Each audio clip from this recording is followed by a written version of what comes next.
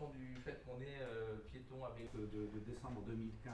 Les résultats qu'on a sur 2014 en Île-de-France sur les pesticides montrent qu'on a des quantités de pesticides qui sont à peu près équivalentes en termes de molécules retrouvées à la fois dans le centre-ville de Paris ou en zone rurale en Île-de-France.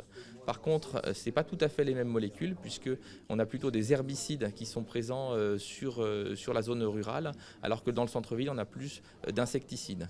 Et l'autre élément important, c'est que les quantités en concentration de pesticides retrouvés sont plus importantes en zone rurale qu'en zone urbaine. D'une part, on a une part des pesticides de zone rurale qui vont se retrouver en zone urbaine, et d'autre part, on a des usages spécifiques à la ville.